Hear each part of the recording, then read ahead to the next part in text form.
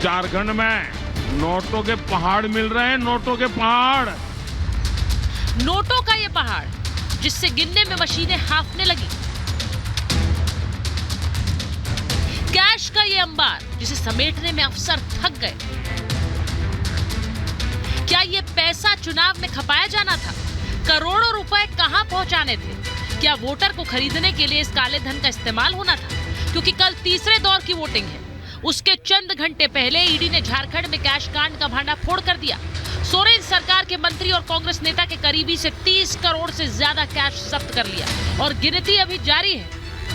झारखंड में एक मंत्री के घर से 30 करोड़ रुपया जब्त हुआ है भाइयों, 30 करोड़। जनता का पैसा लूटा है, वो जेल की सलाखों के पीछे जाने चाहिए या नहीं जाने चाहिए?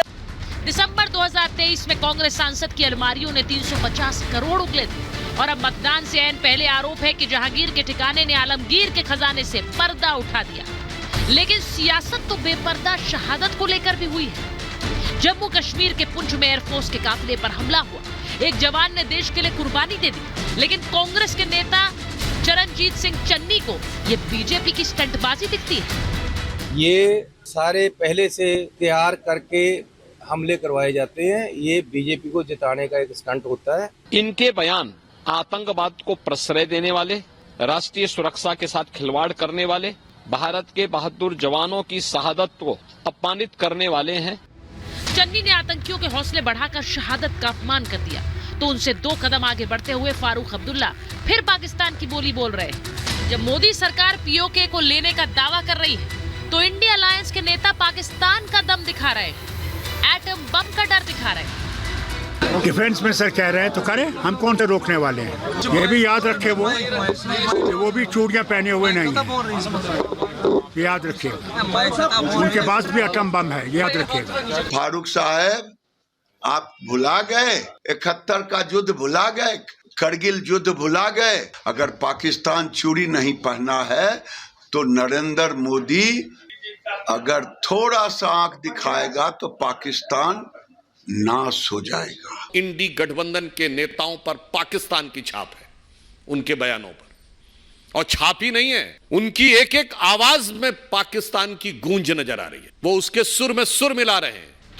अपनी सरकार और शहादत में विपक्ष को खोट दिखती है, लेकिन वोटों की खातिर पाकिस्तान के पाले में खड़े होने में इन लोगों को कोई दिक्कत नजर नहीं आती। वोटिंग से पहले मुद्दा कैच भी है और परमाणु बम का डर दिखाने वाले पाक परस्त बयान भी हैं।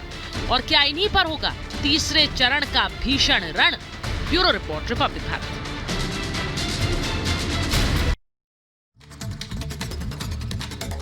परिचय आपसे कराऊं उससे पहले एक बड़ी खबर आपको बता देती हूं। बड़ी खबर यह कि दिल्ली के मुख्यमंत्री अरविंद केजरीवाल के खिलाफ एनआईए जांच की सिफारिश की गई है। यह इस वक्त की बड़ी ब्रेकिंग न्यूज है। एनआईए जांच की सिफारिश क्यों की गई है? दिल्ली एलजी ने एनआईए जांच की सिफारिश की है आम आदमी पार्टी पर प्रतिबंधित आतंकी संगठन सिख फॉर जस्टिस से फंडिंग लेने का आरोप है। यह बड़ी खबर आपको बता रही हूं। सिख फॉर जस्टिस जो कि आतंकी संगठन है, उससे फंडिंग लेने के आरोप लगे हैं। आम आदमी पार्टी पर $16 मिलियन फंडिंग लेने का आरोप लग रहा है। $16 मिलियन। तो अरविंद केजरीवाल पर यह एनआईए जांच की सिफारिश दिल्ली के एलजी ने की है।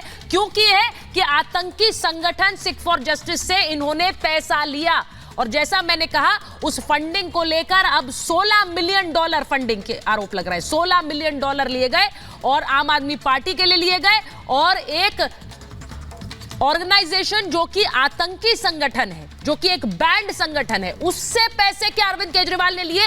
अब बड़ी खबर है ये। मैं बड़ी खबर इसलिए कह रही हूं, दिल्ली के मुख्यमंत्री जो इस वक्त जेल में है, जिन पर एक पूरी जांच चल रही है, उनके ऊपर अब एनआईए जांच क्या बैठेगी, क्योंकि एलजी ने तो सिफारिश कर दी है। मैं एक बार जरा अपने मेहमानों का परिचय करा दूं, क्योंकि शुरुआत मुझे लगता है इसी से करनी चाहिए। के शर्मा राष्ट्रीय प्रवक्ता बीजेपी के हमारे साथ जुड़ गए हैं। धीरेन्द्र कुमार मुन्ना जी प्रवक्ता है एलजेपीआर के।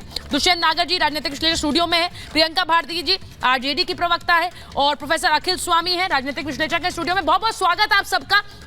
ये बड़ी खबर है और मैं इसलिए कह रही हूं, भले ही आम आदमी पार्टी के कोई प्रवक्ता इस वक्त हमारे पास नहीं है, लेकिन एनआईए जांच और सिख फॉर जस्टिस से $16 मिलियन लेने के लिए। अब मुझे यह बता दीजिए एक बार दुष्यंत जी, क्योंकि एक तो गठबंधन है और जिन पार्टियों का गठबंधन आम आदमी पार्टी से है, अब उनको भी इस पर सफाई देनी पड़ेगी क्योंकि एक आतंकी संगठन से क्या पैसे लिए गए, एनआईए जांच अगर होगी तो क्या यह भारी पड़ेगी?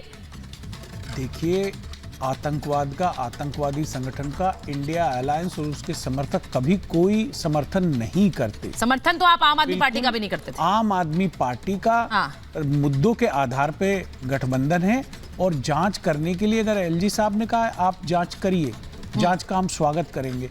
लेकिन साथ ही मैं ये प्रश्न पूछूंगा हमारे मित्र के शर्मा जी से कि कल चुनाव होना है, आज शाम को ही ये खबर ब्रेक हुई, आज से 4 दिन पहले भी कर सकते थे। और अगर आम आदमी पार्टी कथित रूप से किसी बैंड ऑर्गेनाइजेशन से धन ले रही थी तो आज तक आप क्या कर रहे थे भाई, पहले कार्रवाई क्यों नहीं की?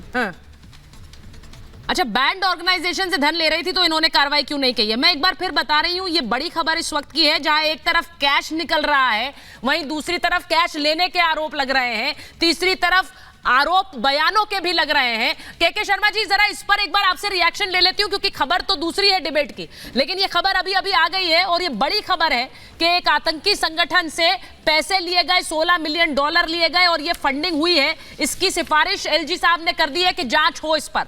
अब ये स्कैनर और रडार पर पहले से आप लोग कहते आए कि अरविंद केजरीवाल थे, क्योंकि जब से कुमार विश्वास ने वो बयान दिया था कि ये खालिस्तान के प्रधानमंत्री बनना चाहते, तब से ये आरोप कहीं ना कहीं लगते रहे विपक्ष द्वारा उनके ऊपर। के शर्मा जी, देखिए सुचेता जी, ये जांच एजेंसियों का काम है कि जब उनके पास तथ्य और पूर्ण होते हैं तो अपनी जांच एजेंसियां अपनी कार्रवाइयों को आगे बढ़ाते हैं और उसके आधार पर जांच होता है। लेकिन जिस विषय को आपने अभी आतंकी वाला विषय लिया, यदि आप चरणजीत सिंह चन्नी का बयान सुने, आप फारूक अब्दुल्ला का बयान सुने और फिर इस घटना को जोड़े तो ये तीनों ही घटना आतंकवाद से जुड़ी हुई है। पाकिस्तान जो आतंकवाद का गढ़ है, उसकी परमाणु शक्ति की धमकी दे रहे हैं कौन? ये विपक्षी गठबंधन के लोग भारत को।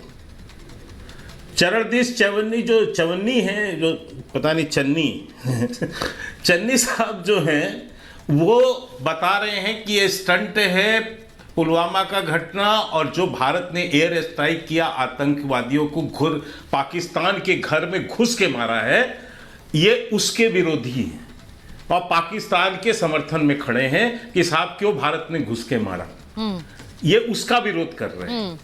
और तीसरी आपने जो कहा कि ये जो आतंकी फंडिंग की बात कही, ये तीनों ही बातों को जोड़ेंगे तो एक ही तथ्य है इसके अंदर। हाँ। आज ये देखिए कि विपक्ष की भाषा क्या हो गई है, हताश और निराश विपक्ष जो है, आज जो बौखलाहट में पाकिस्तान और आतंकियों के एजेंट की भाषा बोलने लगी है। ये वही विपक्षी दल है सुचेता जी, ये भी ध्यान रखने वाला विषय है। हाँ। इन्हीं के गठबंधन के एक दल ने अपनी मैनिफेस्टो में लिखा कि देश की सारी परमाणु शक्तियों को समाप्त कर देना चाहिए। यह सीपीएम के मैनिफेस्टो का हिस्सा है, जो इनके मुख्य गठबंधन दल है, बिहार से बैठी है यहां पर, जिन्होंने 5 सीट दिया है वहां पर इस गठबंधन को, इस दल को। वो कहता है कि देश की परमाणु शक्तियों को जितने भी है उसको समाप्त कर देना चाहिए, दरिया में फेंक देना चाहिए, और हम आएंगे तो कर देंगे। आप साजिश तो सोचिए कि इस देश को बर्बाद करने की आज विपक्ष किस स्तर तक जा चुका है कि वो देश की परमाणु शक्तियों, पाकिस्तान परमाणु संपन्न है, भारत वो बता रहा, फारूक अब्दुल्ला बोल रहे हैं चीन परमाणु संपन्न है, वो भारत पे कभी भी अटैक करने की स्थिति है, और हमारे देश की परमाणु शक्तियों को हम समाप्त कर दें। और ये वही दल है, याद रखिएगा सुचेता जी, जब पोखरण में परमाणु परीक्षण हुआ, ये लोगों ने अटल जी पर प्रश्न उठाए।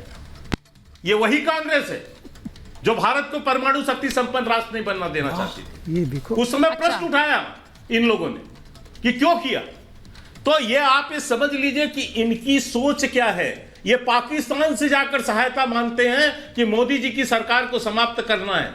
और जहां तक भ्रष्टाचार का प्रश्न है सुचेता जी, आज जो नोट की गड्डी पूरा देश देख रहा है, ठीक, ये कुछ महीने पहले कांग्रेस के सांसद के घर से 350 करोड़ रुपए बरामद हुए, उस समय भी लोगों ने कैश देखा।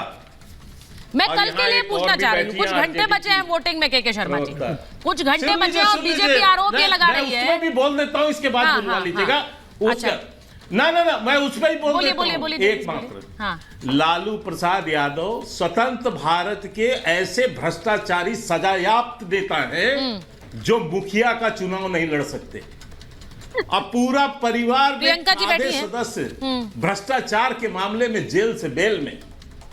मैं एक जेल बार से प्रियंका जेल जी से में। पूछ लेती हूँ।